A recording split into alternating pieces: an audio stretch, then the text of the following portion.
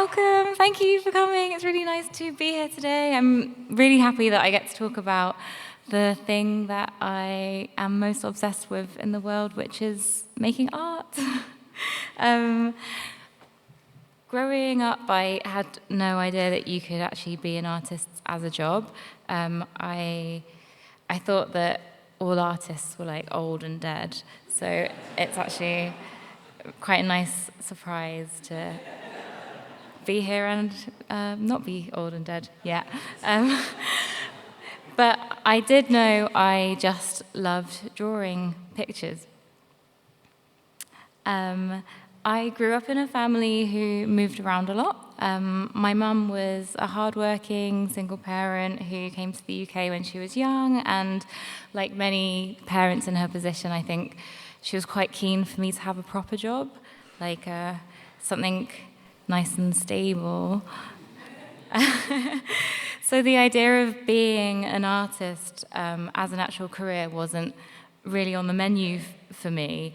When I was 15, I did my work experience at Crown Court and got to watch like some drug dealer trials. So it was anyone's guess what I was going to end up doing with my life. But yeah, I guess I didn't really know that this would be an option for me until I was pretty much doing it, and I don't think I'm unusual in that. I think that's kind of common for a lot of us. But looking back, the signs were all there, clearly. I spent my childhood obsessing over comics, anime, video games, and I would draw constantly on little bits of printer paper. My little Pokemon drawings, do you like them?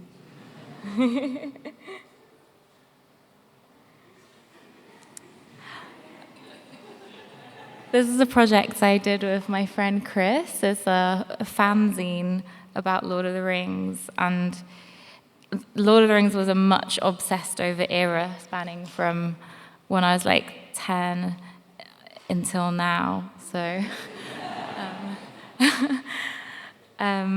so yeah, these kinds of like films and cartoons and stuff has always been a really big influence for me. Anyway,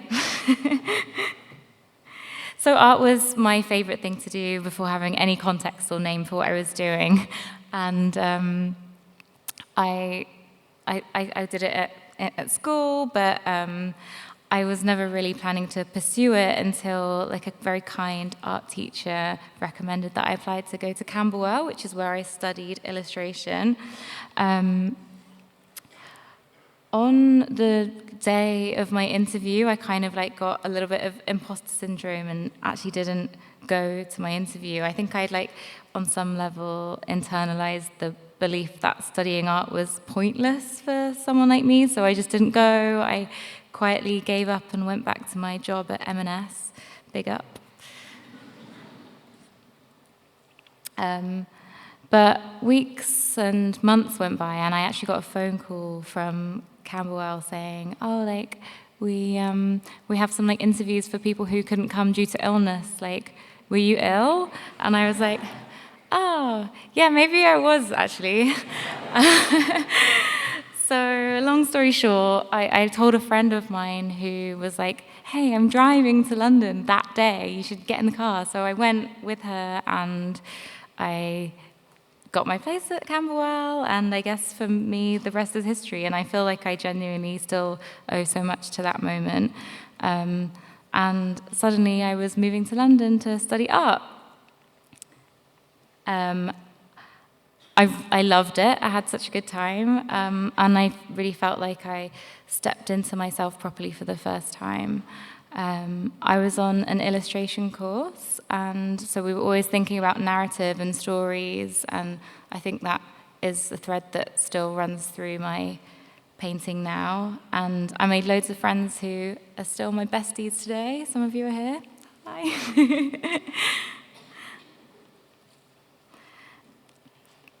But yeah, after leaving and joining the grown-up world, I knew I had to make it work somehow. I didn't have any connections or a financial cushion, so I did something I'm not sure that I would morally or legally recommend to anyone, which is I took out a £10,000 loan from the bank saying I was starting a business. Which I guess I kind of was, but I had to write a business plan and stuff, and but they gave it to me. So I used the money to get myself a studio, and I thought, okay, let's give this a go. So the first few years were a mix of enthusiasm and excitement, and also hustle. I reached out to people that I admired, I collaborated, I worked for free and cheap, and I just said yes to anything that sounded fun. And yeah, I think that kind of combination of naivety and excitableness really powered me through that. And the internet played a big role. So many of my opportunities early on came from sharing my work and experiences online, possibly oversharing. So one of the first big breaks that I had happened because I illustrated a poster. This is actually, isn't it? Sorry, I haven't done the slideshow very well. A poster for my friend's club night in a pool hall in Peckham called Caravans, may it rest in peace. And we stuck the posters all around Peckham, and I did it for free because it was my friend's night. And then one day I got a phone call, which is so crazy now because who phones you? But so my phone rang, and it was a man, and it was he was I'm from an ad agency. He wasn't American, but he was a professional man, and he asked me to come in and talk to them, and I was oh wow, that sounds really serious, and so I did, and he'd seen the posters around in Peckham, and he liked my work, and the meeting ended up turning into a big job for a chain of shopping centres across Europe and Asia, which these are some of them, and yeah, I got to see my work on billboards, and also the pay was amazing. I was just able to pay off my business loan straight off the bat, and I was damn, being an artist is crazy. But yeah, I think that experience shaped a big belief for me. A, you never know who's watching, and B, collaboration really does open doors. All this came off the back of doing a poster for my friend, and yeah, it was kind of the first big thing, and it really motivated me. Yeah, since then I've been really lucky to work with lots of fun clients.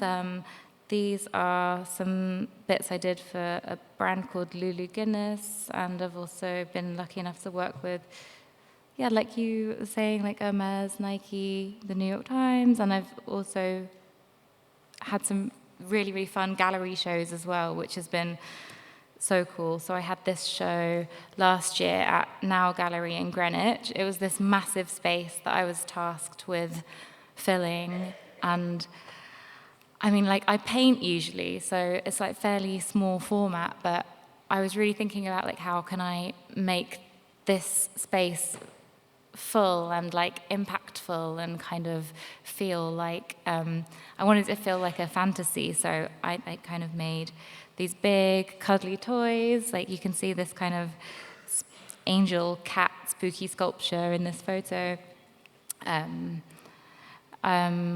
Worked with metal, made some chainmail, bikini and swords and stuff, and that was so much fun. And we also did some workshops. This was like, we filled the gallery with teddies from charity shops, and we had like a upcycling hybrid teddies workshop, which was amazing. And I currently have a show on at Fortnum & Mason in Piccadilly as well. So that's been absolutely surreal. Anyway, alongside the kind of girl boss stuff, I was squirreling away in the studio, developing my art practice, and over the years, I think my visual style has kind of evolved a lot and is quite eclectic in a way. I used to be really insecure about my work not looking consistent, and I really admired artists who had a clear visual identity. Mine always felt like it was bouncing around because I love like learning new techniques, using new materials, making mistakes and changing it up. And it's only really after like many years of doing this that I've realized that this kind of spirit is actually at the heart of my practice. The change, the experimentation, the curiosity, like that's the thread really. So yeah, I'm not like talking about any of my projects, like, but I don't have much time, so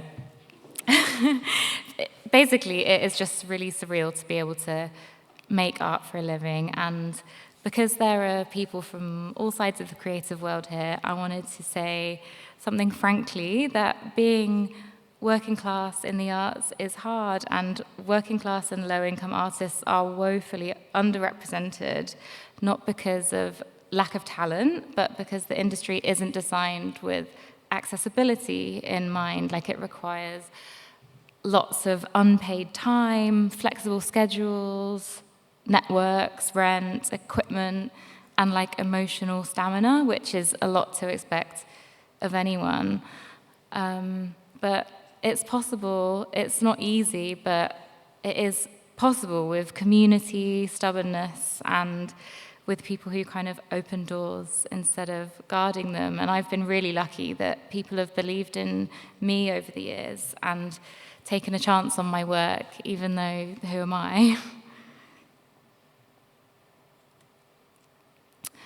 So I do feel really strongly that as people in this world, in the creative industry, we have a responsibility to support, uplift, and showcase diverse perspectives. We will all be better off for having them. And there are some brilliant organisations who are shining a light on the issue of creative accessibility. The Working Arts Club and the White Pube are two that spring to mind, so please check them out. And if you'd like to hear more from me, I've been Charlotte Mei.